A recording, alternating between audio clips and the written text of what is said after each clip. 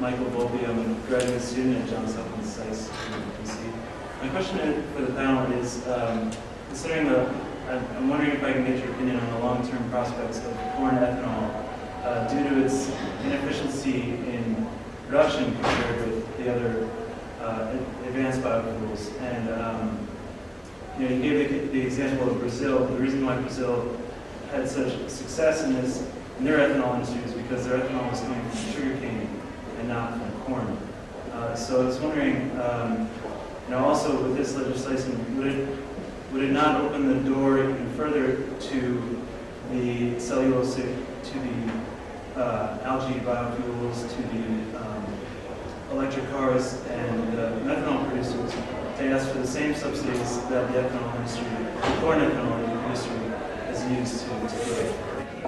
Before Wes jumps in, and I'm sure he has a lot to say, what you need to realize is that there are no longer subsidies for the ethanol industry. There's no longer a protective tariff. And the other thing you need to understand is, as Jim pointed out, it costs a lot more to lift oil in the U.S. than it does in Saudi Arabia, for example. As long as the price of oil is high enough, you would do it. What that means is, if you have an open and competitive market, that's a big market for everybody to play in.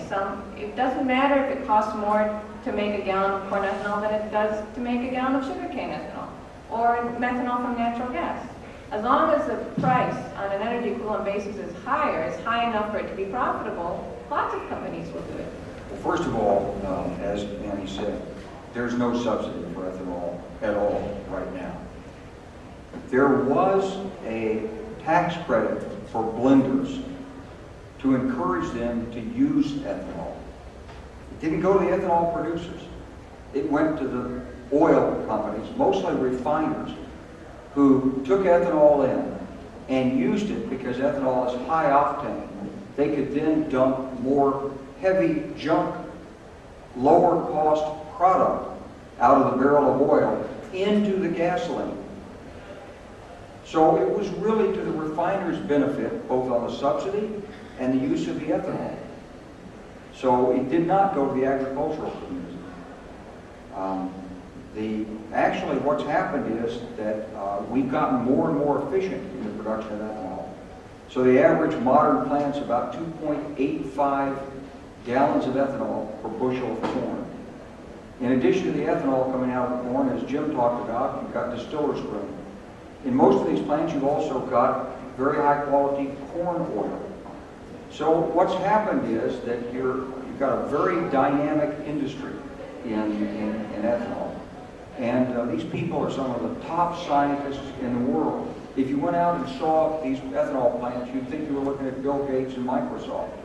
I mean, they're absolutely white coat, lab, college degrees, PhDs, tied into universities, and they have modern networks of plants.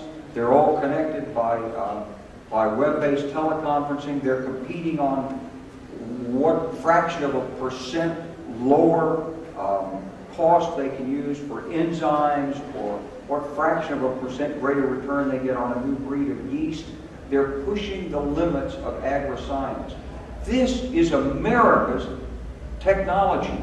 We own this technology, and it can never be taken away from America because it's rooted in the people who live in America and on our soil.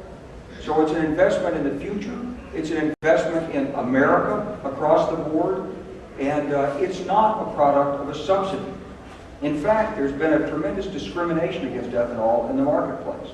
It's like my friends in the refinery business, and I was on a refinery board, used to tell me, said, Wes, you're killing us with this ethanol. Because we go to the rack to sell our gasoline, and you're sitting there with ethanol. It's a minimum of 20 cents a gallon cheaper. It's usually 50 cents a gallon cheaper. Today it's 75 cents a gallon cheaper and getting cheaper in relationship to gasoline. Instead of getting the marginal price of another few cents per gallon, which is our profit, they're buying your ethanol to blend.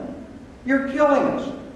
So is it any wonder that interest groups that are aligned with, like the American Petroleum Institute or the Grocery Manufacturers Alliance, are people who victim of a $100 million campaign of deceptive advertising over the last 4 years. And all you've got is a bunch of farmer-owned plants, except for a couple of big conglomerates like Archer Daniel Midlands. Most of these are locally owned plants. Sometimes they pull together. Farmer puts his savings into this plant, he sells his corn to it. I mean, it's the essence of what American democracy and economic development is all about. So I don't want to sound defensive about ethanol, I want to sound proud of ethanol. One of the greatest experiences of my life is to be associated with this ethanol movement. It is absolutely the future of American science. It's pushing the bounds of agricultural technology. It's going to create genomic modification. It's going to lead to the worldwide emergence of technology that will end food shortages around the world. This is one of the greatest things America has ever done. And we're fighting an uphill battle against it. Now, I will tell you, we're winning that battle. Because eventually, common sense prevails even against superior dollars. And so this very small little ethanol industry is standing up to big oil and big food and holding its own, and more so, in the marketplace and in court.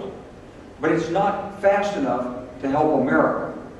We've got to pull this together for the United States of America.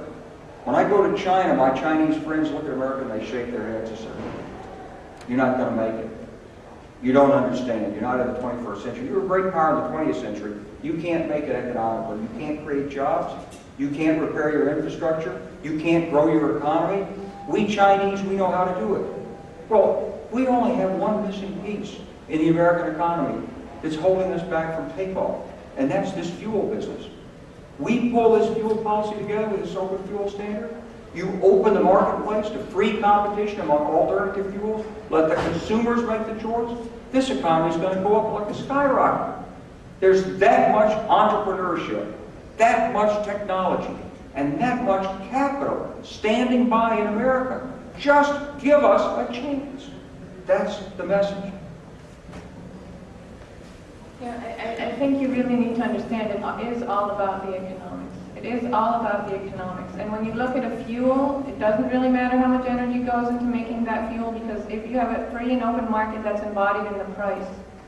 You don't ask yourself how much energy goes into converting a lump of coal into electricity, or into converting nuclear power into electricity, or whatever. What you care about is the price. And at the end of the day, what you want to be able to do in the transportation sector is arbitrage among different energy commodities. Okay, and you can't do that as long as your car doesn't enable that arbitrage to take place, because it doesn't enable you to fuel switch on the fly. If you can fuel switch on the fly, then what happens is the price in the market will always settle to an equilibrium price on an energy content equivalent level. Okay, so different fuels have different energy contents, but per energy content you'll have an equilibrium price. When you open cars to fuel competition, what happens is you drive massive investment in the fuels and the technologies that investors believe will be economic at a wide range of oil prices. And what that does is drive oil price down to the point at which those fuels are economic as capacity in these fuels expands. Because when you have competition over market share, you have competition over price. So if you look at where methanol from natural gas, methanol from coal, ethanol from sugarcane, ethanol from corn are competitive, you're looking at driving the price of oil to an equilibrium level of around $45, $50, $55 a barrel. Any other? I understand that the old fuel standard, legislative fix is your top priority and optimal goal. Are you working on a second track for the EPA and DOT, because they're already regulating fuel? They're looking at fuel regulations that are going to set the market for the next 10 years. Do you see any prospects for success before the EPA?